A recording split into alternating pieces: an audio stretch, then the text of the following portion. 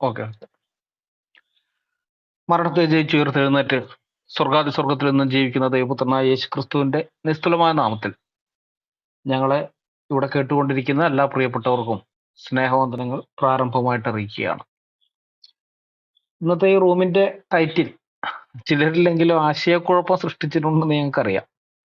ഞങ്ങൾക്കുള്ളത് Islamophobia അല്ല, ഇസ്ലാമോഫോർമിഡോയാണ് എന്ന് പറയുമ്പോൾ എന്താണ് ഞങ്ങൾ അർത്ഥമാക്കുന്നതെന്ന് മനസ്സിലാക്കാത്ത ആൾക്കാർക്ക് വേണ്ടി ഒന്ന് വിശദീകരിച്ചു തരാം. ഫോബിയ എന്നാൽ എന്താണെന്നുള്ളത് ആദ്യം പറയാം. നമ്മൾ ഈ ഫോബിയോ, ഇസ്ലാമോഫോബിയോ എന്നുള്ള വാക്ക് നമ്മൾ സാധാരണ കേൾക്കാറുണ്ട്. ഈ ഫോബിയ എന്ന് പറഞ്ഞാൽ ചില വസ്തുക്കളോടോ ജീവികളോടോ സാഹചര്യങ്ങളോടോ ചില മനുഷ്യർ വെച്ച് പുലർത്തുന്ന അകാരണമായ അല്ലെങ്കിൽ അടിസ്ഥാനരഹിതമായ ഭയത്തെയാണ് ഫോബിയ എന്ന് പറയുന്നത്. ഈ ഫോബോസ് എന്ന ഗ്രീക്ക് പദത്തിൽ നിന്നാണ് ഫോബിയ ഉണ്ടാകുക. ഫോബിയ എന്ന് പറയുന്നത് ഇംഗ്ലീഷ് വാക്കുണ്ടായത് ഫോബോസ് എന്ന ഗ്രീക്ക് പദത്തിൽ നിന്ന്. ഈ ഗ്രീക്ക് പുരാണങ്ങളിൽ ഒരു കാര്യവുമില്ലാതെ ആളുകളിൽ ഭയവും പരിഭ്രാന്തിയും ഉണ്ടാക്കുന്ന ദേവനാണ് ഫോബോസ്. അവരുടെ മിത്തോളജി, ഗ്രീക്ക് മിത്തോളജിയിലുള്ള ഒരു ദേവനാണ്. അത്ര അത്ര വലിയ ദേവനൊന്നുമല്ല, ചെറിയൊരു ദേവൻ. അപ്പൊ പുള്ളിയുടെ ജോലി എന്ന് പറഞ്ഞാൽ ആൾക്കാരുടെ ഇടയിൽ വെറുതെ ഭയവും പരിഭ്രാന്തിയും ഉണ്ടാക്കുക എന്നുള്ളതാണ്. ആ ദേവന്റെ പേര് പിന്നീട് ഗ്രീക്ക് ഭാഷയിൽ ഈ അകാരണമായ ഭയത്തിന്റെ വാക്കായിട്ട് മാറി.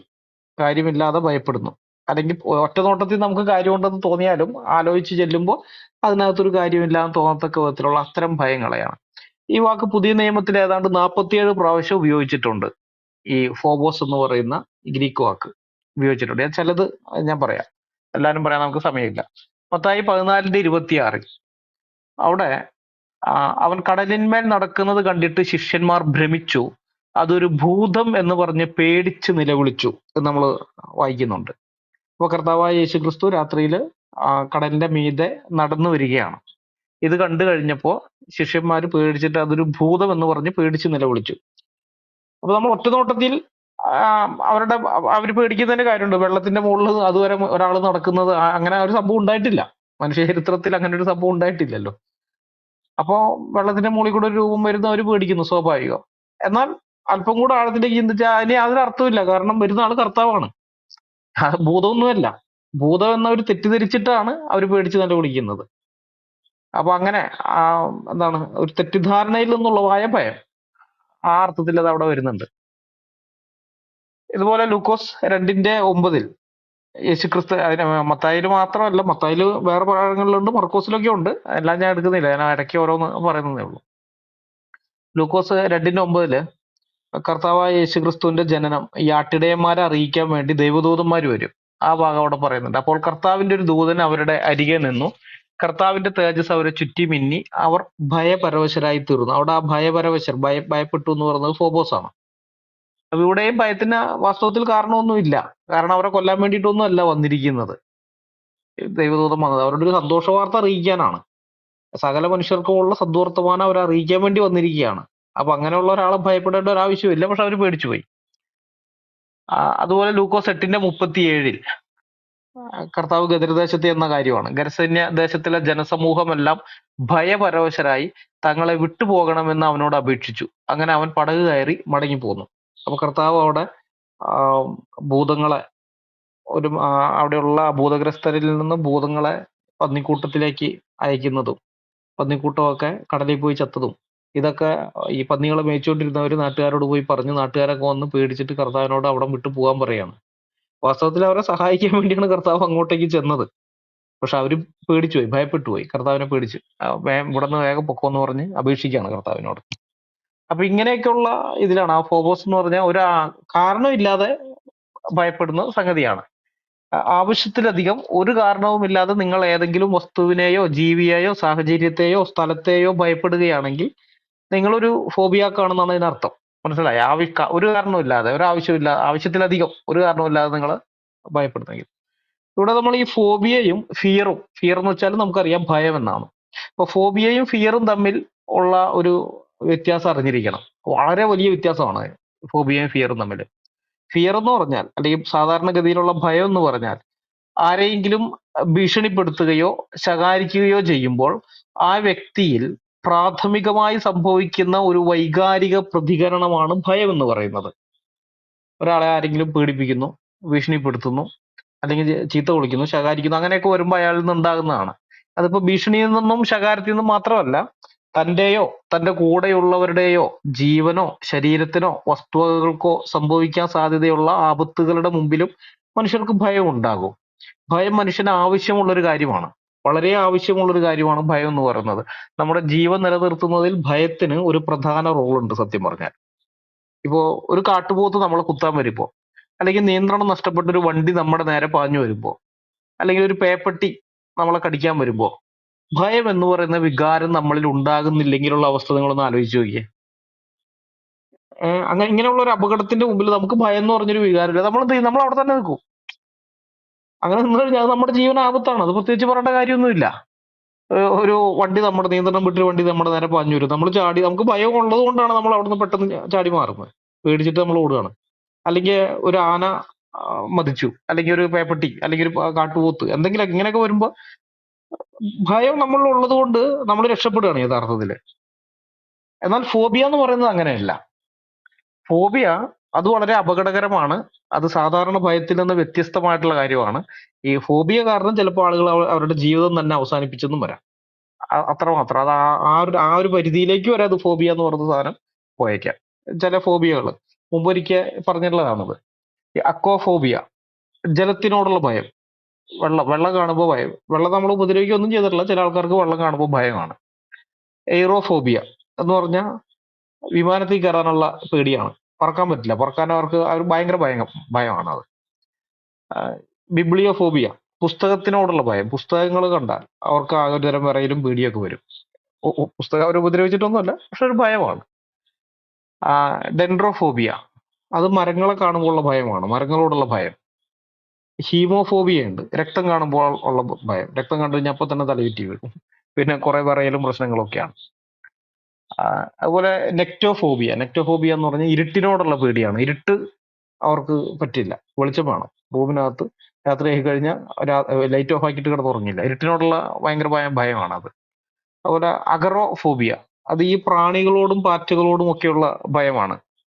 ചില ആൾക്കാർക്കുണ്ട്, പ്രത്യേകിച്ച് സ്ത്രീകളിൽ. പ്രാണിനെയൊക്കെ കണ്ടു കഴിഞ്ഞാൽ അലറിക്കൂവി, പാറ്റനെയൊക്കെ കണ്ടു കഴിഞ്ഞാൽ ഒച്ചയും ബഹളമെടുത്ത് ആകെ ഇതാക്കി കളയും. അത് അഗറോഫോബിയ എന്ന് പറയും. അതുപോലെ എയ്ലൂറോഫോബിയ എന്ന് പറഞ്ഞാൽ പൂച്ചയോടുള്ള ഭയമാണ്, പൂച്ചേനെ പേടിയാണ്. നമ്മുടെ നെപ്പോളിയൻ ഉണ്ടല്ലോ, നെപ്പോളിയൻ ബോണപ്പാർട്ട്, പുള്ളിക്ക് ഈ ഫോബിയ ഉണ്ടായിരുന്നു, എയ്ലൂറോഫോബിയ എന്ന് പറയുന്നത്, പൂച്ചനോടുള്ള പേടി. പുള്ളി ഭയങ്കര ധീരനും ഭീരനും ഒക്കെയാണ്, പക്ഷെ പൂച്ചനെ ഭയങ്കര പേടിയാണ്. പുള്ളിയുടെ ഭാര്യയായിരുന്ന ജോസഫൈൻ അത് വെച്ച് പുള്ളിനെ ശരിക്കും ഇതാക്കുകയും ചെയ്യും. കാരണം ജോസഫൈൻ ഒരു പൂച്ചനെ വളർത്തിയിരുന്നു. മനഃപൂർവ്വമാണ്, ഇദ്ദേഹത്തെ കുറെ കളിപ്പിക്കാൻ വേണ്ടി തന്നെ ഒരു പൂച്ചനെ വളർത്തി. ആ പൂച്ച നെപ്പോളിയനെ ഓടി യുദ്ധമൊക്കെ കഴിഞ്ഞ് കഴിഞ്ഞിട്ട് ജോസഫൈന്റെ അടുത്തേക്ക് പ്രണയാതുരനായി ഓടി വരുമ്പോ അവര് ആ പൂച്ചനെ പടിയിലിരുത്തിയിട്ട് ഇങ്ങനെ ലാളിച്ചോണ്ടിരിക്കും. ഓടി വന്ന് നെപ്പോളിയൻ അങ്ങനെ തന്നെ അവിടെ നിൽക്കും. അപ്പൊ ഇതിനൊന്നും ചെയ്യാനും പറ്റില്ല, കാരണം ജോസഫൈന്റെ പെറ്റാണ്. നെപ്പോളിയൻ എന്തെങ്കിലും ചെയ്തു കഴിഞ്ഞു കഴിഞ്ഞാൽ പിന്നെ ഇതാവുമല്ലോ, അവളുടെ മുഖം കറക്കുകയൊക്കെ ചെയ്യും. അപ്പൊ അതുകൊണ്ട് സഹിച്ചു പിടിച്ചിരുന്നു. അവസാനം നെപ്പോളിയൻ ചെയ്ത പണി എന്താണെന്ന് വെച്ച് കഴിഞ്ഞാൽ ഒരു പട്ടിനെ വളർത്തി. പട്ടിനെ വളർത്തിയിട്ട് ഈ പട്ടിക്ക് തീറ്റയായിട്ട് പൂച്ചകളെ ഇട്ട് കൊടുത്തോണ്ടിരുന്നത്. എന്നിട്ട് ഒരു ദിവസം ആ പട്ടിനെ കൊണ്ട് ഈ ജോസഫൈന്റെ പൂച്ചനെ പിടിപ്പിച്ചു. ഒന്നും ചെയ്യാൻ പറ്റില്ല, പട്ടി പിടിച്ചതല്ലേ, എന്ത് ചെയ്യാൻ. ഞാനത് സന്ദർഭവശാൽ പറഞ്ഞതേ ഉള്ളൂ. ഞാൻ പറഞ്ഞത് ഇപ്പൊ ഈ പറഞ്ഞ ഈ സംഗതികൾ ഇതെല്ലാം അടിസ്ഥാനരഹിതമായ, അത് തികച്ചും യുക്തിരഹിതമായിട്ടുള്ള ഭയമാണ്. വെള്ളത്തിനെ പേടിക്കേണ്ട കാര്യമില്ല നമുക്കറിയാം, പുസ്തകത്തെ പേടിക്കേണ്ട കാര്യമില്ല നമുക്കറിയാം, മരത്തിനെ പേടിക്കേണ്ട കാര്യമില്ല നമുക്കറിയാം, രക്തത്തിനെയോ ഇരുട്ടിനെയോ പ്രാണീനെ പാറ്റനെ പൂച്ചനെ ഇതിനൊന്നും പേടിക്കേണ്ട കാര്യമില്ല എന്ന് നമുക്കറിയാം. പക്ഷെ ചില ആളുകൾക്ക് അതിനോട് ഭയം ഉണ്ടാവും. അപ്പൊ അതിന് പല കാരണങ്ങളുണ്ട്. ഈ പ്രധാനമായിട്ട് ഈ കുട്ടിക്കാലത്തെ അനുഭവങ്ങളാണ്. ഒരു വസ്തുവുമായിട്ടുള്ള അല്ലെങ്കിൽ സാഹചര്യവുമായോ ജീവിയുമായോ ബന്ധപ്പെട്ട ഈ കുട്ടിക്കാലത്തുള്ള നെഗറ്റീവ് അനുഭവങ്ങൾ ഉപബോധ മനസ്സിൽ മായാതെ നിൽക്കുമ്പോൾ അത് പിന്നീട് പലതരം ഫോബിയകൾക്ക് കാരണമായിട്ട് തീരുകയാണ് ചെയ്യുന്നത്. അപ്പൊ നിങ്ങൾക്ക് ഫോബിയ എന്ന് പറഞ്ഞാൽ എന്താണെന്ന് ഏകദേശം മനസ്സിലായി കാണുമെന്ന് വിചാരിക്കുന്നു. ഇനി നമുക്ക് ഇസ്ലാമോഫോബിയയിലേക്ക് വരാം. ഈ ഇസ്ലാമോഫോബിയ എന്ന് പറയുന്ന വാക്ക് അത് വാസ്തവത്തിൽ അതൊരു അശ്ലീലമായിട്ടുള്ള ഒരു വാക്കാണ്. അശ്ലീലമായിട്ടുള്ള വൃത്തിയായിട്ടുള്ള ഒരു വാക്കാണ്. കാരണം ഫോബിയ എന്ന വാക്കിന്റെ അർത്ഥം എന്താണെന്ന് നമ്മൾ കണ്ടു. യാതൊരു കാരണവുമില്ലാതെ ഒരടിസ്ഥാനവുമില്ലാതെ തികച്ചു യുക്തിരഹിതമായി എന്തെങ്കിലും സംഗതികളെയോ ജീവികളെയോ വസ്തുക്കളെയോ സ്ഥലത്തെയോ സാഹചര്യത്തെയോ ഒക്കെ ഭയപ്പെടുന്നതിനെയാണ് ഫോബിയ എന്ന് പറയുന്നത്. എന്നാൽ ഇസ്ലാമിനോടുള്ള ഭയം അങ്ങനെയുള്ള ഒന്നല്ല. ഇസ്ലാമിനെ ലോകത്തിലെ സുബോധമുള്ള മനുഷ്യരെല്ലാം ഭയക്കുന്നുണ്ടെന്നുള്ളത് സത്യമാണ്. എല്ലാ മനുഷ്യർക്കും ഇസ്ലാമിനെ ഭയമുണ്ട്. സുബോധമുള്ള മനുഷ്യർക്ക് ഭയമുണ്ട്. പക്ഷെ ആ ഭയം അടിസ്ഥാനരഹിതമാണോ എന്ന് ചോദിച്ചാൽ അല്ല എന്നാണ് ഉത്തരം. ഇസ്ലാം എന്ന് പറയുന്നത് മനുഷ്യവർഗത്തിന് അപകടകരമായ ഒരു ഐഡിയോളജിയാണ്. പേപ്പട്ടിയ സുബോധമുള്ള മനുഷ്യർ ഭയപ്പെടും. അതിനെ ഒരാളും ഫോബിയ എന്ന് വിളിക്കില്ല. അത് ഫോബിയ അല്ല, അത് സ്വാഭാവികമായി ഉണ്ടാകുന്ന ഭയമാണ്. മതം പൊട്ടിയ ആനയെ സുബോധമുള്ള മനുഷ്യൻ ഭയപ്പെടും. അതിനെ ഒരാൾ ഈ ഫോബിയ എന്ന് വിളിക്കില്ല. അല്ലെങ്കിൽ ആയുധം ധരിച്ചുകൊണ്ട് വീട്ടിലേക്ക് കളവ് നടത്താൻ തോക്കൊക്കെ ആയിട്ട് വന്നിരിക്കുകയാണ്, കത്തിയോ തോക്കൊക്കെ ആയിട്ട് കുറച്ച് ആൾക്കാർ രാത്രി വീട്ടിലേക്ക് കയറി വന്നിരിക്കുന്നു. വീട്ടുകാർ ഭയപ്പെടും. അതിനൊന്നും ഒരാൾ ഫോബിയ എന്ന് പറയില്ല. അല്ലെങ്കിൽ നാട്ടിൽ ഇറങ്ങിയ ഒരു കാട്ടുപോത്തിനെയോ കാട്ടാനയെയോ അല്ലെങ്കിൽ കാട്ടുപന്നിയെയോ ഇതിനെയൊക്കെ സുബോധമുള്ള മനുഷ്യർ ഭയപ്പെടും. അതിനൊന്നും ഒരാൾ ഫോബിയ എന്ന് വിളിക്കില്ല. ഇതുപോലെ തന്നെയാണ് സുബോധമുള്ള മനുഷ്യർ ഇസ്ലാമിനെ ഭയപ്പെടുന്നത്. അത് ഫോബിയ അല്ല, മനസ്സിലായി? അത് ഫോബിയ അല്ല, അത് സ്വാഭാവികമായി ഉണ്ടാകുന്ന ഭയമാണ്. ചിന്താശേഷിയുള്ള മനുഷ്യർ ഇസ്ലാമിനെ പേടിക്കുന്നത് കാരണമില്ലാതെയാണെന്ന് ചോദിച്ചാൽ അല്ലാതാണ് ഉത്തരം. വളരെ വ്യക്തമായിട്ടുള്ള കാരണങ്ങൾ അതിനുണ്ട്. ഇസ്ലാമിക വിശ്വാസത്തിന് അടിത്തറയായി നിൽക്കുന്ന ഖുർആനും ഹദീസുകളും നമ്മൾ പരിശോധിച്ചാൽ അത് നമുക്ക് മനസ്സിലാക്കാൻ സാധിക്കും. ഇസ്ലാമിക വിശ്വാസം സ്വീകരിക്കാൻ തയ്യാറില്ലാത്ത ആളുകളോട് യുദ്ധം ചെയ്യാനും അവരുടെ കഴുത്തുകൾ വെട്ടാനും, കഴുത്ത് വെട്ടിക്കഴിഞ്ഞതിന് ശേഷം അവരുടെ കൈവിരലുകൾ വെട്ടാനും, അതായത് അവരുടെ ആ മൃതദേഹത്തെ അവമാനിക്കാനൊക്കെയാണ് ഖുർആൻ പറയുന്നത്. സൂറ 8:12 നമ്മൾ കാണുന്നുണ്ട്. ഞാനതൊന്ന് വായിക്കാം. നിന്റെ രക്ഷിതാവ് മലക്കുകൾക്ക് ബോധനം നൽകിയിരുന്ന സന്ദർഭം ഓർക്കുക. ഞാൻ നിങ്ങളുടെ കൂടെയുണ്ട്.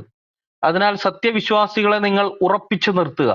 സത്യനിഷേധികളുടെ മനസ്സുകളിൽ ഞാൻ ഭയം ഇട്ടുകൊടുക്കുന്നതാണ്. അതിനാൽ കഴുത്തുകൾക്ക് മീതെ നിങ്ങൾ വെട്ടിക്കൊള്ളുക.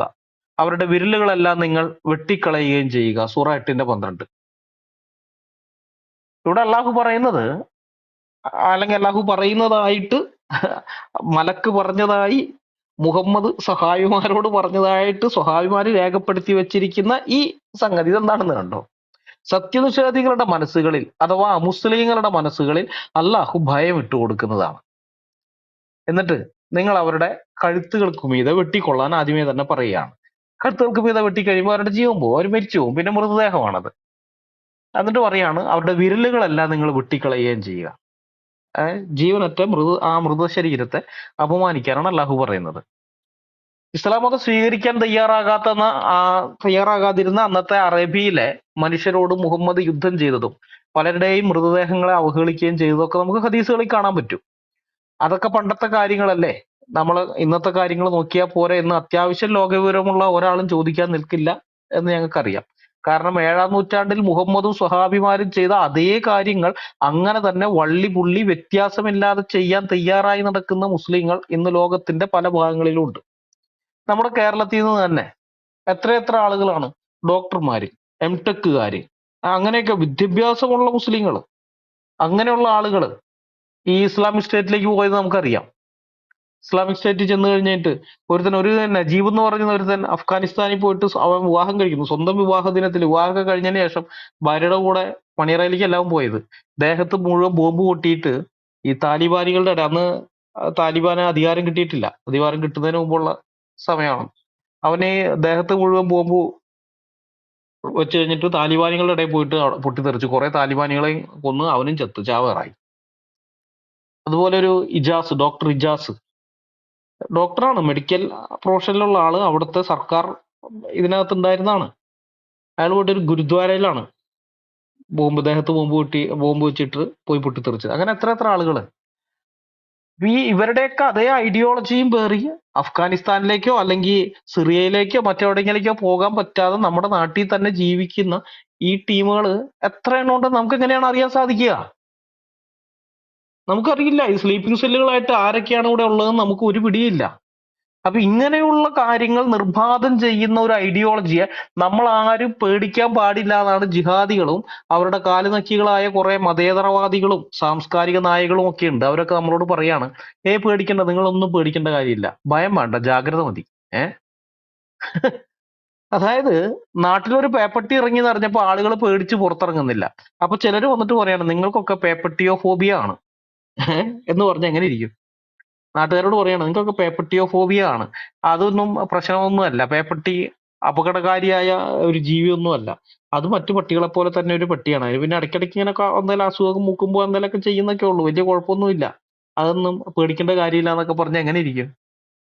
സുബോധമുള്ള മനുഷ്യർക്ക് അറിയാം പേപ്പട്ടി അപകടകാരിയായ ഒരു ജീവിയാണ്. വളരെ അപകടകാരിയായ ഒരു ജീവി. സുബോധമുള്ള മനുഷ്യർ അതിനെ പേടിക്കും. അത് സ്വാഭാവികമാണ്. അതിനെ ഫോബിയ എന്നല്ല പറയേണ്ടത്. ലോകർക്ക് മൊത്തം ഇസ്ലാമിനോടുള്ള ഭയത്തിന് ഫോബിയോ എന്ന് പറയുന്നതിലും മ്ലേച്ഛമായൊരു അശ്ലീലം വേറെയില്ല. അന്യമതസ്ഥരോടുള്ള ഒടുങ്ങാത്ത വെറുപ്പും വിദ്വേഷവും ശത്രുതയും ഖുറാനിലും ഹദീസുകളിലും ഉള്ള കാലത്തോളം മനുഷ്യർ ഇസ്ലാമിനെ പേടിക്കും. സുബോധമുള്ള മനുഷ്യർ, ചിന്താശേഷിയുള്ള മനുഷ്യർ, കാര്യകാരണ സഹിതം കാര്യങ്ങളെ നോക്കിക്കാണുന്ന മനുഷ്യർ, അവർ ഇസ്ലാമിനെ പേടിക്കും. അത് അവരുടെ സുരക്ഷയ്ക്ക് നല്ലതുമാണ്. ഞാൻ നേരത്തെ പറഞ്ഞല്ലോ, ഭയം നല്ലതാണ് ഒരു പരിധി വരെ. പരിധിക്ക് അപ്പുറം പോയി കഴിഞ്ഞാൽ ഭയം ഭയങ്കര മോശം വൃത്തിയായിട്ടൊരു സംഭവമാണ്, അത് വേറെ. പക്ഷെ സാധാരണ ഒരു ലെവലിലേക്ക് വരെ, ഒരു പരിധി വരെ ഭയം വളരെ നല്ലതാണ്. നമ്മുടെ ജീവൻ നിലനിർത്താൻ അത് അത്യാവശ്യമായിട്ടൊരു സംഗതിയാണ്. അപ്പൊ ഈ ഇസ്ലാമിനോടുള്ള ഈ ഭയം അത് നല്ലതാണ്. അവരുടെ സുരക്ഷയ്ക്ക്, സാധാരണ മനുഷ്യരുടെ സുരക്ഷയ്ക്ക് നല്ലതാണ്. പേടിയുണ്ടെങ്കിൽ മനുഷ്യൻ എന്ത് ചെയ്യും? കരുതലോടെ ഇരിക്കും, ജാഗ്രതയോടെ ഇരിക്കും. അതെല്ലാ മനുഷ്യരും ചെയ്യുന്നതാണ്. അപ്പൊ അതിനെ ഫോബിയ എന്നൊക്കെ വിളിക്കുന്ന അശ്ലീലമാണ്. ഇവന്മാര് നമ്മളോട് എന്താണ് പറയുന്നത്? ലോകമെമ്പാടുമുള്ള മനുഷ്യർ ഇസ്ലാമിനെതിരെയാണ്, എല്ലാവരും ഇസ്ലാമിനോട് വിദ്വേഷം കാണിക്കുകയാണ്.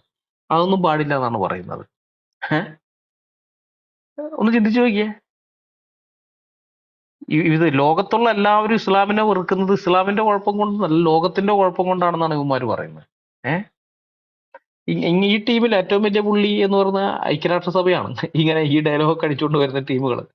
അതില് ഐക്യരാഷ്ട്രസഭ അവര് മാർച്ച് 15, ഞങ്ങൾ ആ സമയത്തൊരു റൂം ഇട്ടതാണ് ഈ വിഷയത്തില്.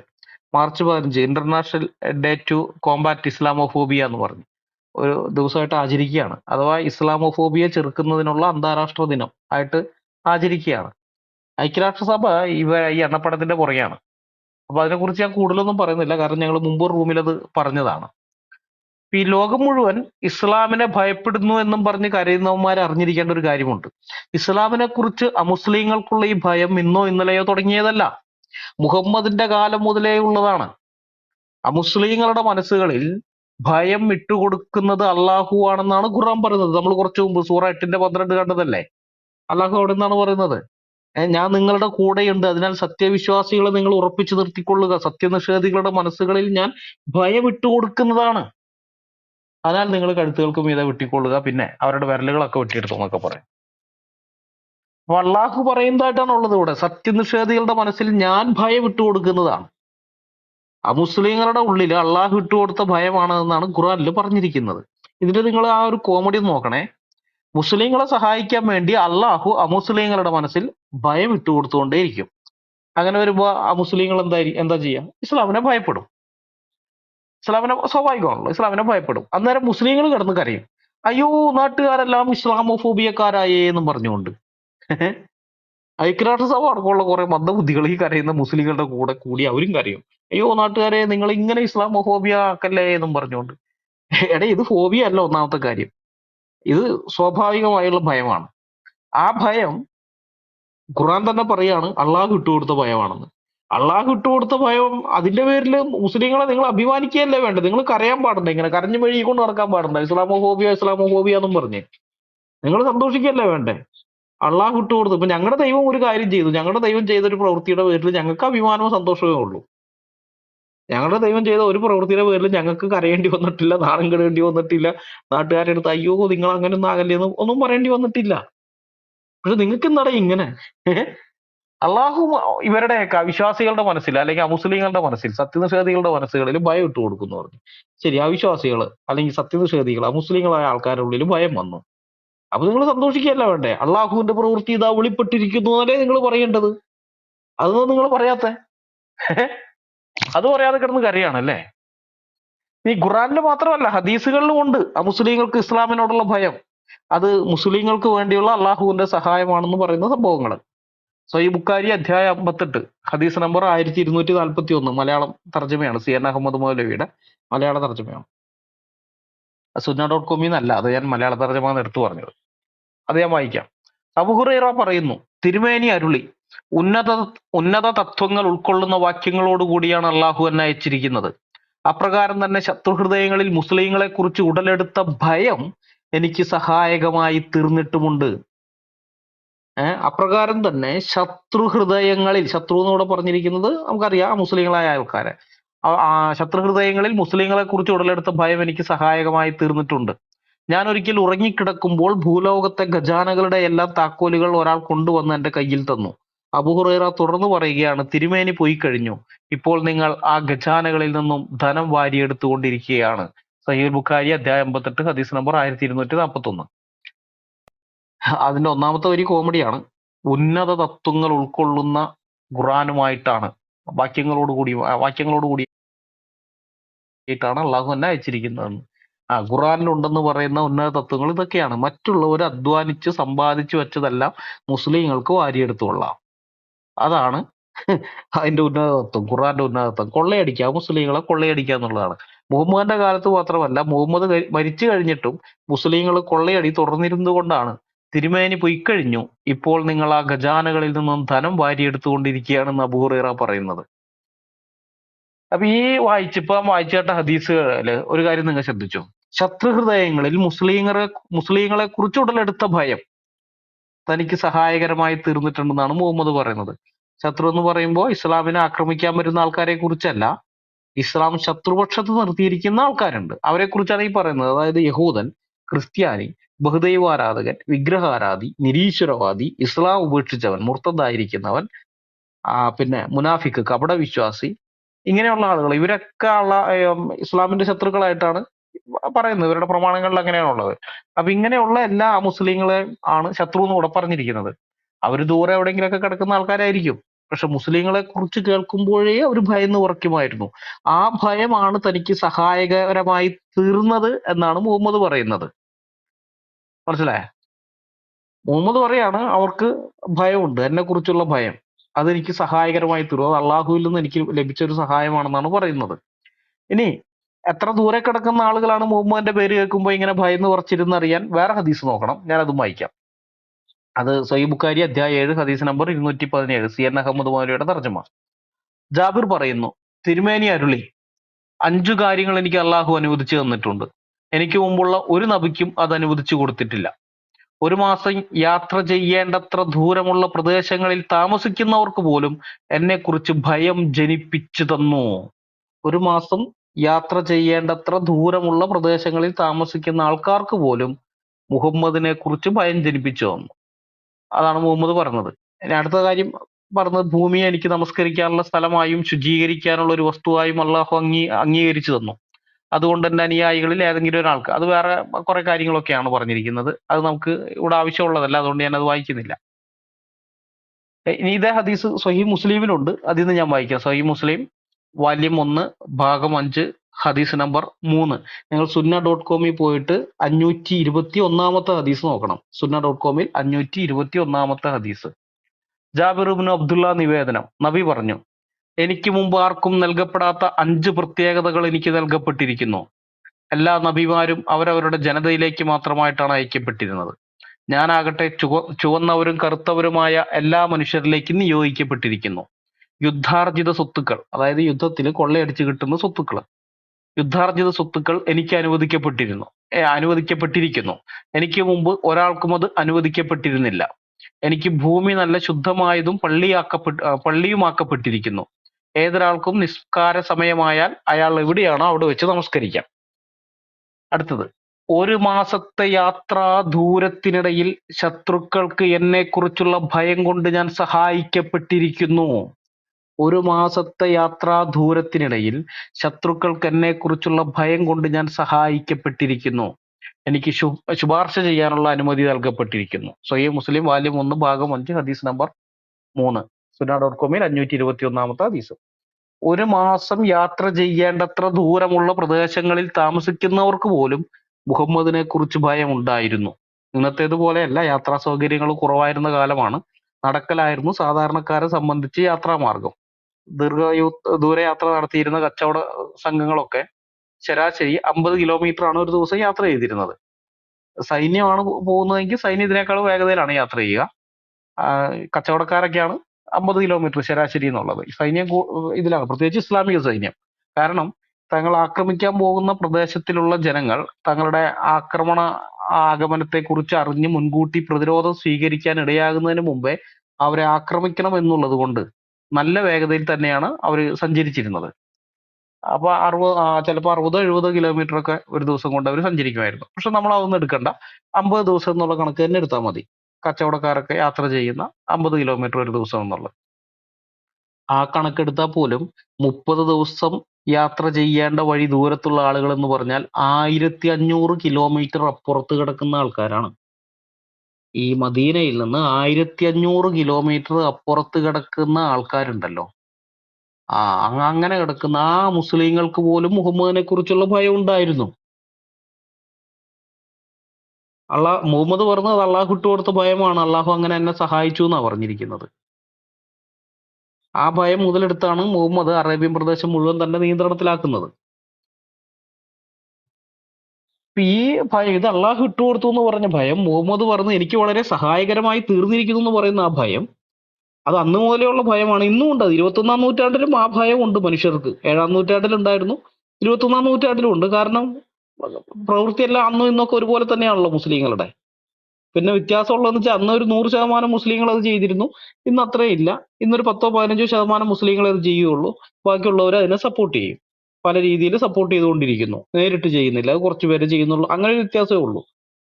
പക്ഷെ പ്രവൃത്തി ഉണ്ട്, അത് ഫലം അങ്ങനെ തന്നെ വന്നുകൊണ്ടിരിക്കുന്നത്. അപ്പൊ അങ്ങനെ വരുന്ന സമയത്ത് ഭയം ഉണ്ടാകും, അത് സ്വാഭാവികമാണ്. അതിൽ മുസ്ലിങ്ങൾ വിഷമിക്കുന്നത് എന്തിനാണെന്ന് എനിക്ക് മനസ്സിലാകാത്തത്. കാരണം നിങ്ങളുടെ അള്ളാഹു വിട്ടുകൊടുത്ത ഭയം എന്ന് നിങ്ങളുടെ പുസ്തകത്തിനകത്ത് പറഞ്ഞിരിക്കുന്നു. അത് മുഹമ്മദിനെ സഹായിക്കാൻ വേണ്ടി, മുഹമ്മദിനെയും സ്വഹാബിമാരെയും, അല്ലെങ്കിൽ ഇത്തിരി കൂടി വിശാലമായ അർത്ഥത്തിൽ ചിന്തിച്ചാൽ മുസ്ലിങ്ങളെ സഹായിക്കാൻ വേണ്ടി അള്ളാഹു വിട്ടുകൊടുത്തിരിക്കുന്ന ഭയം. അതിന്റെ പേരിൽ നിങ്ങൾ എന്തിനാ കിടന്ന് കരഞ്ഞു കൂവി നിലവിളിക്കുന്നേ? ഇസ്ലാമോഫോബിയ എന്നും പറഞ്ഞിട്ട് നിങ്ങൾ അഭിമാനിക്കുകയല്ലേ വേണ്ടത്?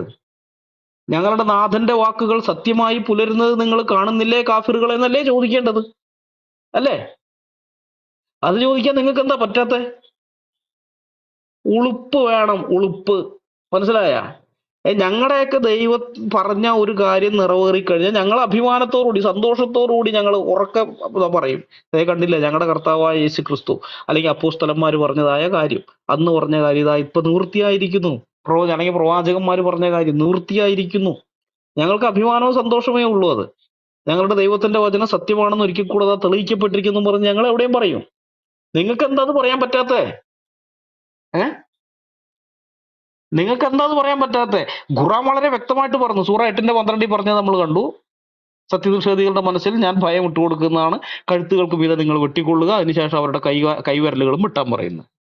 മുഹമ്മദ് പറയുന്ന ആ ഭയം അവരുടെ അവിശ്വാസികളുടെ മനസ്സിൽ, അത് ചുറ്റുപാടുമല്ല, മക്കയിലും മദീനയിലും മാത്രമുള്ള അല്ലെങ്കിൽ അറേബ്യൻ പെനിൻസുലയിലുള്ളതല്ല, 1500 കിലോമീറ്റർ അപ്പുറത്ത് കിടക്കുന്ന മനുഷ്യർക്ക് പോലും ഈ ഭയം അള്ളാഹു വിട്ടുകൊടുത്തിരിക്കുകയാണ്. അവരുടെ ഉള്ളിലേക്ക് ഈ ഭയം ഉണ്ട് എന്ന അഭിമാനത്തോടുകൂടി മുഹമ്മദ് പറഞ്ഞ കാര്യം. അതെന്താ നിങ്ങൾക്ക് അങ്ങനെ അഭിമാനത്തോടെ പറയാൻ പറ്റാത്തത് മുസ്ലിങ്ങളെ? നിങ്ങളെന്താ ഇപ്പൊ അത് ഞങ്ങൾ അപമാനിക്കാൻ നോക്കുകയാണ്? ഫോബിയായിട്ട് നിങ്ങളെല്ലാം ഇസ്ലാമോ ഫോബിയക്കാരാണ്, ഒരു കാര്യമില്ലാതെ നിങ്ങൾ ഇസ്ലാമിനെ ഭയപ്പെടുകയാണെന്നും പറഞ്ഞുകൊണ്ട് നിങ്ങൾ എന്തിനാ ഇങ്ങനെ കരഞ്ഞു നടക്കുന്നേ? നിങ്ങൾ നെഞ്ചുറപ്പുള്ള ആൾക്കാരാണെങ്കിൽ, നെഞ്ചുറപ്പുള്ള മുസ്ലിങ്ങളാണ് നിങ്ങളെങ്കിൽ നിങ്ങൾ അഭിമാനത്തോടുകൂടി പറയണ്ടേ, കാഫിറുകളെ നിങ്ങൾ ഇസ്ലാമിനെ ഭയക്കുന്നല്ലേ, നല്ല കാര്യം, ഞങ്ങളുടെ കിതാബിനകത്തുള്ള കാര്യം എന്താ നിറവേറുന്നു, അങ്ങനെയല്ലേ നിങ്ങൾ പറയണ്ട? അതൊന്നും നിങ്ങൾക്ക് പറയാൻ പറ്റാത്തേ? ഇനിയുണ്ട്, കഴിഞ്ഞില്ല. ഹദീസൊക്കെ ഇനിയുണ്ട്. സ്വഹീഹ് മുസ്ലിം വാല്യം 1 ഭാഗം 5 ഹദീസ് നമ്പർ 5, സുനൻ.com 523 ഹദീസ്. അബൂ ഹുറൈറ നിവേദനം. നബി പറഞ്ഞു, മറ്റ് പ്രവാചകന്മാരെക്കാൾ 6 കാര്യങ്ങളാൽ എനിക്ക് ശ്രേഷ്ഠത നൽകപ്പെട്ടിരിക്കുന്നു. ഇതിനു മുമ്പുള്ള ഹദീസിൽ 5 കാര്യമായിരുന്നു, ഇവിടെ തികഞ്ഞപ്പോൾ 6 ആയി. എത്രയാണെന്ന് ദൈവത്തിനറിയാം.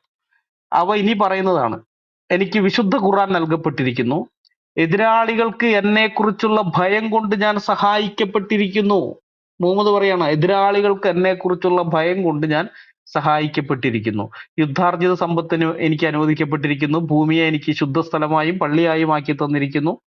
മുഴുവൻ മനുഷ്യരിലേക്കുമാണ് ഞാൻ അയക്കപ്പെട്ടിരിക്കുന്നത്. എന്നോടുകൂടി നബിമാർ അവസാനിച്ചിരിക്കുന്നു എന്ന് പറഞ്ഞു. സ്വഹീഹ് മുസ്ലിം വാല്യം 1 ഭാഗം 5 ഹദീസ് നമ്പർ 5, സുനൻ.com 523 ഹദീസ്, സ്വഹീഹ് മുസ്ലിം.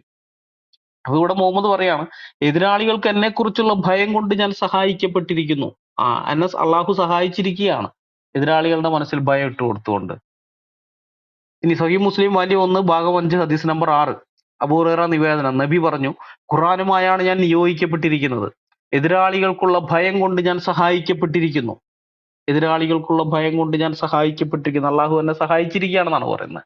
ഉറക്കത്തിൽ ഭൂമിയിലെ ഖജനാവുകളുടെ താക്കോലുകൾ എനിക്ക് നൽകപ്പെടുകയും അനന്തരം അവ എന്റെ കരങ്ങളിൽ വെക്കപ്പെടുകയും ചെയ്തു. അബൂ ഹുറൈറ പറഞ്ഞു, അങ്ങനെ നബി പോയി, അതായത് മരണപ്പെട്ടു, നിങ്ങൾ അത് പുറത്തെടുക്കുക. ഖജനാവ് എന്ന് പറഞ്ഞാൽ ലോകത്തുള്ള സകല മനുഷ്യരുടെയും പണപ്പെട്ടിയുടെ താക്കോൽ മുസ്ലിങ്ങളുടെ കയ്യിൽ കൊണ്ട് കൊടുത്തിരിക്കുകയാണ്. ഏതൊരുത്തന്റെ പണപ്പെട്ടിയും നിങ്ങൾക്ക് എടുത്തോളാം. ഈ ചിന്ത, ഈ പഠിപ്പിക്കലൊക്കെ ഉള്ളത് കൊണ്ടാണ് ഇവന്മാര് എല്ലായിടത്തും പോയിട്ട് ഈ കൊള്ളയിടുന്നത്. മനസ്സിലായോ? ഈ യൂറോപ്പിലൊക്കെ അഭയാർത്ഥിയായിട്ട് വലിഞ്ഞു കയറി ചെന്ന് അവിടെയുള്ളവരുടെ ഇതൊക്കെ കൊള്ളയിടുന്ന വീഡിയോസ് ഒക്കെ നമ്മൾ ഇഷ്ടം പോലെ കാണുന്നുണ്ടല്ലോ. ഈ പഠിപ്പിക്കൽ ഉള്ളത് കൊണ്ടാണ്. സ്വഹീഹ് മുസ്ലിം 523 അതായത് ഈ കാറ്റഗറിയിൽ വരുന്ന കുറെ എണ്ണം 523 ഇ ആണിത്. 523 A B C D E എന്നും പറഞ്ഞ് വരുന്ന ഈ ആണ് ഞാൻ ഇപ്പൊ ഇനി വായിക്കാൻ പോകുന്നത്. സ്വഹീഹ് മുസ്ലിമിൽ തന്നെ ഞാൻ വായിക്കാം. ഇംഗ്ലീഷ് വായിക്കുന്നതിന് ഒരു കാരണമുണ്ട്. Abu Huraira reported, the messenger of Allah said, I have been helped by terror. Terror, ആ വാക്ക് നിങ്ങൾ ശ്രദ്ധിച്ചോളണം. നമ്മളിവിടെ ഇസ്ലാമിക ടെററിസ്റ്റ് എന്നുള്ളതൊക്കെ പറയും, കുറെ മുസ്ലിങ്ങൾ കിടന്ന് കരയാറുണ്ട്. അതെന്താ അങ്ങനെ നിങ്ങൾ പറയുന്നത്? ഇസ്ലാമിക ടെററിസ്റ്റുകൾ എന്നൊക്കെ നിങ്ങൾ പറഞ്ഞു, അങ്ങനെ പറയാൻ പാടില്ല. ടെററിസ്റ്റുകൾ എന്ന് മാത്രമേ വിളിക്കാൻ പാടുള്ളൂ, ഇസ്ലാം എന്ന് ചേർത്ത് വിളിക്കരുത്. അങ്ങനെ പറയാൻ പാടില്ല. വിളിക്കുന്നത് വെറുതെ അല്ലടേ. ഇതേ അള്ളാഹു കൂടെ വളരെ വ്യക്തമായിട്ട് തന്നെയാ, അല്ല മുഹമ്മദ് കൂടെ വളരെ വ്യക്തമായിട്ടാണ് പറയുന്നത്, I have been helped by terror in the heart of the enemy. ആ അള്ളാഹു എതിരാളികളുടെ മനസ്സിൽ ഭയം ഇട്ട് കൊടുത്തിരിക്കുന്നു. ആ ടെറർ ഇട്ട് കൊടുത്തിരിക്കുന്ന ആൾക്കാർ, ആ ടെറർ അതനുസരിച്ച് പ്രവർത്തിക്കുന്നവന്മാരെ ടെററിസ്റ്റ് എന്നല്ലാതെ വേറെ എന്താ വിളിക്കുക? I have been helped by terror in the heart of the enemy.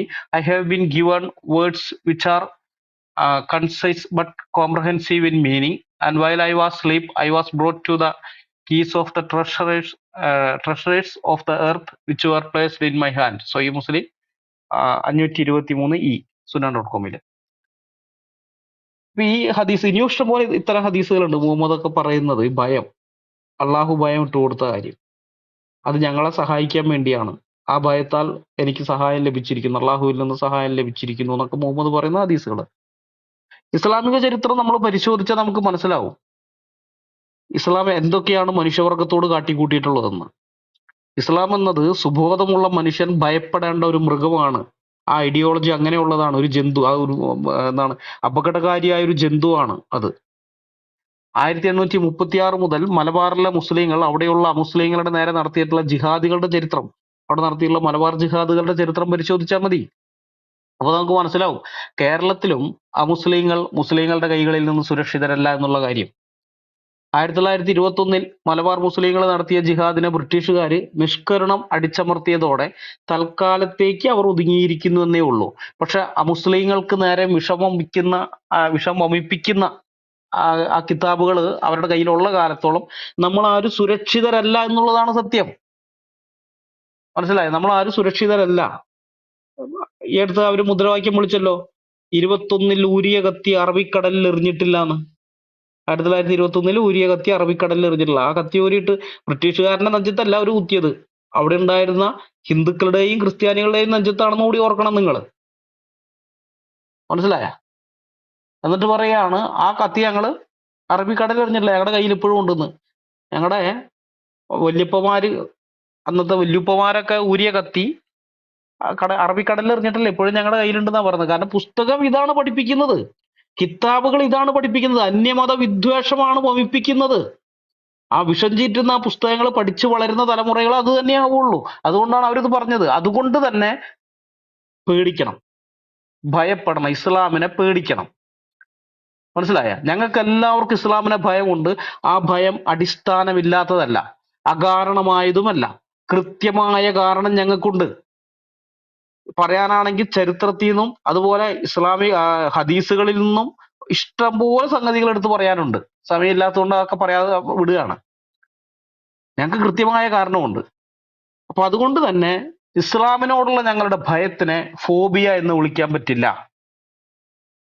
Phobia എന്ന് വിളിക്കാൻ പറ്റില്ല. കാരണം ഫോബിയ എന്നുള്ളത് അകാരണമായ, അടിസ്ഥാനരഹിതമായ, യാതൊരു യുക്തിയുമില്ലാത്തതുമായ ഭയത്തെയാണ്. വെള്ളത്തിനെ ഭയപ്പെടുന്നത്, മരത്തിനെ ഭയപ്പെടുന്നത്, രക്തത്തെ ഭയപ്പെടുന്നത്, പാറ്റേനെ ഭയപ്പെടുന്നത്, ഇരുട്ടിനെ ഭയപ്പെടുന്നത്, പൂച്ചേനെ ഭയപ്പെടുന്നത്, അങ്ങനെയൊക്കെ ഉള്ളത്. അങ്ങനെയുള്ള ഇതല്ല, ഇത് യുക്തിയില്ലാത്ത അല്ലെങ്കിൽ അടിസ്ഥാനരഹിതമായിട്ടുള്ള ഭയമല്ല. ഇത് കൃത്യമായ കാരണമുണ്ട്. പ്രമാണം അങ്ങനെ പറയുന്നുണ്ട്. അത് വിശ്വസിച്ച് അനുസരിച്ച് നടക്കുന്ന ആളുകൾ ഇന്നും ഉണ്ട്. നമ്മുടെ കേരളത്തിലും ഉണ്ട്. അതൊക്കെ ഉള്ളതുകൊണ്ട് ഇതിനെ ഫോബിയ എന്ന് വിളിക്കാൻ പറ്റില്ല. വേറെ വാക്ക് വേണം. ഇസ്ലാമോഫോബിയ എന്നുള്ളത് പറ്റില്ല. വേറെ വാക്ക് വേണം. ഇസ്ലാമോഫോബിയ എന്നുള്ള വാക്ക് ഇവർ ഉണ്ടാക്കിയെടുത്തതാണത്. ഇങ്ങനെ പ്രത്യേക ഉദ്ദേശത്തോടുകൂടി തന്നെ ഉണ്ടാക്കിയെടുത്തതാണത്. ആളുകളെ വഞ്ചിക്കാൻ വേണ്ടി, പറ്റിക്കാൻ വേണ്ടി. പെട്ടെന്ന് അത് കേൾക്കുമ്പോൾ നമുക്ക് അക്വഫോബിയ പോലെ അല്ലെങ്കിൽ ബാക്കിയുള്ള ഓരോരോ ഫോബിയകൾ പോലെ തന്നെ ഇതും ഇസ്ലാമോഫോബിയ, അടിസ്ഥാനരഹിതമായ ഭയം, ഇസ്ലാമിനെ വെറുതെ പേടിക്കുകയാണ് എന്ന ആളുകൾ ചിന്തിക്കാൻ വേണ്ടി അവർ ആ വാക്ക് ഉപയോഗിച്ചിരിക്കുന്നതാണ്. ആ വാക്ക് നമ്മൾ ഒരിക്കലും ഉപയോഗിക്കാൻ പാടില്ല. ഇസ്ലാമിനെ എതിർക്കുന്ന അല്ലെങ്കിൽ ഇസ്ലാം എന്താണെന്ന് ശരിക്കും മനസ്സിലാക്കിയിട്ടുള്ള ഒരാളും ആ വാക്ക് ഉപയോഗിക്കരുത്. നമ്മൾ ആരും ഇസ്ലാമോഫോബിയ ഉള്ളവരല്ല. അപ്പൊ ഇതിന് പറ്റിയ വാക്ക്, ഇസ്ലാമിനെ ഭയപ്പെടുന്നതിന് കാരണമുണ്ട്, കൃത്യമായ കാരണമുണ്ട്. അതിന് പറ്റിയ വാക്ക് എന്തായിരിക്കണമെന്ന് ഞങ്ങൾ സഹോദരന്മാർ, ട്രൂത്ത് ഫൈറ്റേഴ്സിലുള്ള സഹോദരന്മാര് കുറെ ചിന്തിച്ചു, അതിനെക്കുറിച്ച് ആലോചിച്ചു. ഈ വാക്ക്, വേറൊരു വാക്ക് നമ്മൾ പകരം ഉപയോഗിക്കണം. അപ്പൊ അങ്ങനെ അതിനുവേണ്ടി ഞങ്ങൾ കുറെ ചിന്തിച്ച് കുറെ പരിശോധിച്ചു. സഹോദരന്മാര് പരിശോധിച്ചിട്ട് അവസാനം കിട്ടിയ ഒരു വാക്കുണ്ട്. ഒരു വാക്ക് ഞങ്ങൾക്ക് ലഭിച്ചു. അതാണ് ഇസ്ലാമോ ഫോർമിഡോ. ഫോർമിഡോ എന്ന് പറയുന്ന വാക്ക്, ഇസ്ലാമോ ഫോർമിഡോ. ഈ ഫോർമിഡോ എന്നുള്ളത് FORMIDO, ഫോർമിഡോ എന്നുള്ളത് ഒരു ലാറ്റിൻ വാക്കാണ്. ഫോബിയോ എന്നുള്ളത് നമ്മൾ നേരത്തെ പറഞ്ഞു, അത് ഫോബോസ് എന്ന് പറയുന്ന ഗ്രീക്ക് വാക്കിൽ നിന്ന് വന്നതാണ്. ഈ ഫോർമിഡോ എന്നുള്ളത് ലാറ്റിൻ വാക്കാണ്. ആ വാക്കിന്റെ അർത്ഥം നിങ്ങൾ ഗൂഗിൾ ചെയ്താൽ നിങ്ങൾക്ക് കിട്ടും. ഫോർമിഡോ എന്നുള്ളതിന്റെ മീനിങ് എന്ന് പറഞ്ഞാൽ നിങ്ങൾ അടിച്ച് ഞങ്ങൾക്ക് കിട്ടും. അത് വെർബായിട്ട് ഉപയോഗിക്കുകയാണെങ്കിൽ, ഫോർമിഡോ വെർബായിട്ട് ഉപയോഗിക്കുമ്പോൾ be afraid for the safety of, be afraid for, ഭയം ഉണ്ടാകുന്ന, പേടിക്കുന്നത്, അല്ലെങ്കിൽ dread, fear, be afraid of, ആ ഇതിലാണ് വരുന്നത്. ഇനി ഇത് നൗണായിട്ട് ഉപയോഗിക്കുമ്പോൾ, ഫോർമിഡോ എന്നുള്ളത് നൗണായിട്ട് നമ്മൾ ഉപയോഗിക്കുകയാണെങ്കിൽ ഫിയർ, ടെറർ, അലാം, ടെറർ. അള്ളാഹു പറഞ്ഞത് സുന്ന.com തർജ്ജമ ചെയ്ത് വെച്ചിരിക്കുന്ന സംഭവമാണ്. നമ്മളിപ്പോ കണ്ടല്ലോ ടെറർ എന്നുള്ള വാക്ക്. ഞാൻ ടെറർ ഇട്ട് കൊടുക്കുകയാണ്, മനുഷ്യരുടെ മനസ്സിൽ ഞാൻ ടെറർ ഇട്ട് കൊടുക്കും എന്ന് പറഞ്ഞ്. അപ്പൊ അതിന് കൃത്യമായിട്ടുള്ള വാക്കാണത്. അത് മാത്രമല്ല, അതിന് റിലീജിയസ് ഡ്രെഡ് എന്നൊരു അർത്ഥം കൂടിയുണ്ട്. മതപരമായിട്ടുള്ള ഭയം, അതായത് അപകടകരമായ വിശ്വാസങ്ങളെ പിന്തുടരുന്ന ആൾക്കാരോടുള്ള ഭയം. മനസ്സിലായോ? റിലീജിയസ് ഡ്രെഡ് എന്നുള്ള അർത്ഥമുണ്ട്. മതപരമായിട്ടുള്ള, അപകടകരമായിട്ടുള്ള കാര്യങ്ങൾ, അത്തരം മതങ്ങളിൽ വിശ്വസിക്കുന്ന ആൾക്കാരോടുള്ള ഭയം എന്നൊരർത്ഥം കൂടി അതിനുണ്ട്. ഇനി ഇത് അഡ്ജക്റ്റീവായിട്ട് ഉപയോഗിക്കുമ്പോൾ ഈ വാക്കിന് ഡേഞ്ചറസ് എന്നുള്ള അർത്ഥവും ഉണ്ട്, അപകടകാരിയായിരിക്കുന്നത് എന്നുള്ള അർത്ഥം. അപ്പൊ ഇതിന് പറ്റിയ വാക്കായിട്ട് ഞങ്ങൾ ഇസ്ലാമോഫോബിയയ്ക്ക് ബദലായിട്ട് ഞങ്ങൾ ഇത് ചെയ്യുന്നത് ഇസ്ലാമോഫോർമിഡോ എന്നുള്ള വാക്കാണ്. ഞങ്ങൾ ഇസ്ലാമോഫോർമിഡോ ഉള്ള ആളുകളാണ്. ഞങ്ങളുടെ ഭയം ന്യായയുക്തമാണ്, കാര്യകാരണ സഹിതമുള്ള ഭയമാണ്. അപ്പൊ ഈ വാക്ക്, ഇതൊരു നിയോലോഗിസം എന്ന് പറയുന്ന ഇതിൽ വരുന്നതാണ്. അതായത് ഭാഷാശാസ്ത്രത്തിൽ നിയോലോഗിസം എന്ന് പറയുന്നത് പുതുതായി രൂപപ്പെട്ട ഏതെങ്കിലും വാക്കോ പദമോ വാക്യമോ ഒക്കെയാണ്. അതിനെ ജനപ്രിയമാക്കുക, ആളുകളുടെ ഇടയിൽ അത് പോപ്പുലറാക്കി തീർത്ത് അങ്ങനെ അംഗീകാരം നേടുക, അതുവഴി മുഖ്യധാര ഭാഷയിലേക്ക് അത് അംഗീകരിക്കപ്പെടുകയും ചെയ്യുക. പ്രത്യേകിച്ച് അത് നിഘണ്ടുവിൽ വന്നു കഴിഞ്ഞാൽ, ആ വാക്ക് ഡിക്ഷണറിയിൽ അത് വന്നു കഴിഞ്ഞാൽ അതിനെ പിന്നെ നിയോലോഗിസമായിട്ട് കണക്കാക്കുകയാണ്. അപ്പൊ ഇത് നിയോലോഗിസമായിട്ട് ഞങ്ങൾ അവതരിപ്പിക്കുന്ന ഒരു വാക്കാണിത്, ഇസ്ലാമോഫോർമിഡോ. ഇസ്ലാമോഫോബിയ അല്ല, ഞങ്ങൾ ഇസ്ലാമോഫോർമിഡോ ആണെന്ന് പറഞ്ഞതിന്റെ കാരണം ഇതാണ്. കാരണം ഇസ്ലാം ഭയപ്പെടേണ്ടുന്ന ഒരു ഐഡിയോളജിയാണ്. അത് മനുഷ്യവർഗത്തിനെതിരെയുള്ള പിശാചിന്റെ പ്രവർത്തനമാണ് അതിന്റെ പുറകിലുള്ളത്. കർത്താവ് പറഞ്ഞല്ലോ, അറുക്കാനും മുടിപ്പാനും മോഷ്ടിക്കാനും അല്ലാതെ കള്ളം വരുന്നില്ല എന്ന്. ഇസ്ലാം അതാണ്. നമ്മൾ ഇസ്ലാമിന്റെ ആകത്തുക എന്ന് പറഞ്ഞ ആ ഒറ്റ ഇതിനകത്തുണ്ട്. കർത്താവ് പറഞ്ഞ ആ ഒരു വാചകത്തിന്റെ അകത്ത് ഇസ്ലാമിന്റെ മൊത്തം ചരിത്രവും ഉണ്ട് എന്നുള്ളതാണ് വസ്തുത. അറുക്കുക, മുടിക്കുക, കൊല്ലുക. ഇന്നും അത് തന്നെയാണ് ചെയ്തുകൊണ്ടിരിക്കുന്നത്. മോഷ്ടിക്കാനെന്നും കൂടി പറഞ്ഞു. മനുഷ്യരിൽ നിന്ന് വസ്തുവകകൾ മോഷ്ടിക്കുന്നത് പോട്ടെ, സമാധാനം മോഷ്ടിച്ചു കളയും. മനുഷ്യനെ സമാധാനമില്ലാത്തവനാക്കി തീർക്കും. എന്നിട്ട് സമാധാന മതം എന്നുള്ള പേരും കൊടുക്കും. ഹ, അന്യായ കോമഡിയാണ്. അപ്പൊ ഈ വാക്ക് നമ്മൾ ഇനി പോപ്പുലർ ആക്കണം. ഇസ്ലാമോഫോബിയ എന്നുള്ള വാക്ക് അവര് ഇതാക്കി. അവർക്ക് അതിന് വേണ്ടുന്ന എല്ലാ മിഷനറീസും ഉണ്ട്. കാരണം അവർക്ക് ഈ മീഡിയ ജിഹാദ് എന്ന് പറഞ്ഞൊരു സംഗതിയുണ്ട്. ലോകത്തിലെ പ്രശസ്തരായ പല മീഡിയ പ്രവർത്തകരും ഈ ജിഹാദികൾക്ക് വേണ്ടിയിട്ട് കൊലൂതുന്നവരാണ്. അതിന് പല രീതിയിലുണ്ട്. പണം വേണ്ടവർക്ക് പണം, പെണ്ണ് വേണ്ടവർക്ക് പെണ്ണ്, എന്തൊക്കെയാണോ വേണ്ടത് അതൊക്കെ കൊടുക്കാൻ ഇവർ റെഡിയാണ്. അത് കൊടുത്തിട്ടൊക്കെ തന്നെയാണ് പലതും ചെയ്യിക്കുന്നത്. നമ്മളത് ഇസ്രായേലിന്റെ ഇതിലൊക്കെ നമ്മൾ കാണുന്നതുമാണ്. ഇസ്രായേലിന് അനുകൂലമായിട്ടുള്ള വാർത്തകളൊന്നും വരികയില്ല. പിന്നെ കെട്ടിച്ചമച്ചിട്ടുള്ള പല വാർത്തകളും പുറത്തിറക്കുകയും ചെയ്യും. അപ്പൊ അങ്ങനെയൊക്കെ അവർക്ക് അതിനുള്ള സെറ്റപ്പ് ഒക്കെ ഉണ്ട്. ആ സെറ്റപ്പുകളിലാണ് ഇസ്ലാമോഫോബിയ എന്നുള്ള വാക്ക് അവർ വളരെ പ്രചാരത്തിൽ എത്തിച്ചത് അത്. പക്ഷെ അതിനെ എതിർക്കുന്ന ആളുകളും ഉണ്ട് ലോകത്ത്. ഇസ്ലാമോഫോബിയ എന്ന് പറഞ്ഞ ഫോബിയ അല്ല ഇത് എന്നൊക്കെ പറഞ്ഞ് രാഷ്ട്രത്തലവന്മാരടക്കം ഇന്ന് യൂറോപ്പിലെ രാഷ്ട്രത്തലവന്മാരടക്കം അങ്ങനെ സംസാരിക്കാൻ ധൈര്യപ്പെട്ടു തുടങ്ങിയിരിക്കുന്നു. അത് ശുഭ സൂചനയാണ്. അപ്പൊ നമുക്ക് നമ്മുടെ കൈവശം ഇങ്ങനെയുള്ള ഇതൊന്നും ഇല്ല. മീഡിയ ജിഹാദികൾ ജിഹാദിന് വേണ്ടി കൊടുക്കുന്ന ആ ലെവലിലുള്ള ഒന്നുമില്ല. പക്ഷെ നമ്മുടെ കയ്യിൽ നല്ലൊരു ആയുധമുണ്ട്, സോഷ്യൽ മീഡിയ എന്ന് പറയുന്ന ആയുധം. നമ്മളിത് പ്രചരിപ്പിക്കണം.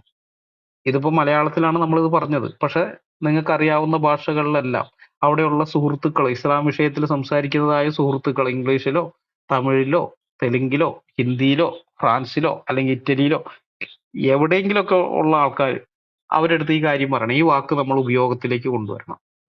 ഇസ്ലാമോഫോബിയയ്ക്ക് ബദലായിട്ട് ഇസ്ലാമോഫോർമിഡോ എന്നുള്ള വാക്ക് നമ്മൾ പ്രചരിപ്പിക്കണം. അങ്ങനെ ഇതിനെ ഒരു കൗണ്ടറായിട്ട് വരേണ്ടത് ഈ വാക്കാണ്. ആളുകൾ അന്വേഷിച്ച് പോയിക്കോളും. എന്താണ് ഈ വാക്കിന്റെ അർത്ഥം എന്താണെന്ന് അന്വേഷിക്കുമ്പോൾ അവർക്കത് കിട്ടിക്കോളും. കൃത്യമായ അർത്ഥം ദ്യോതിപ്പിക്കുന്നതാണത്. ഇസ്ലാം ഭയപ്പെടേണ്ട ഒന്നാണെന്നും ഇസ്ലാമിനെ ഞങ്ങൾക്ക് ഭയമുണ്ടെന്നും. ഫോബിയ അല്ല ഇത്, ഫോർമിഡോയാണ്. അപ്പൊ ഇതാണ് ഞങ്ങൾക്ക് ഇന്ന് പറയാനുള്ളത്. ഈ ഒരു വിഷയമാണ്. ഈ കാര്യം എല്ലാവരും മുൻകൈയെടുത്ത് ഇത് ജനകീയമാക്കുക, കൂടുതൽ പോപ്പുലർ ആക്കുക. ഏതെങ്കിലും ഡിക്ഷണറികളിൽ ഇത് എത്തിപ്പെടുകയാണെങ്കിൽ അത് വന്നു കഴിഞ്ഞാൽ പിന്നെ നമ്മൾ വിജയിച്ചു. പിന്നെ ആ വാക്ക് അത് നിയോലോഗിസമായിട്ട് അത് അംഗീകരിക്കപ്പെടുകയാണ്. അപ്പൊ അതിനുവേണ്ടി എല്ലാവരുടെയും സഹായ സഹകരണങ്ങൾ അഭ്യർത്ഥിച്ചുകൊണ്ട് ഞാൻ എൻ്റെ വാക്കുകൾ അവസാനിപ്പിക്കുന്നു. ദൈവത്തിന്റെ നാമം വാഴ്ത്തപ്പെടുമാറാകട്ടെ. ആമേൻ.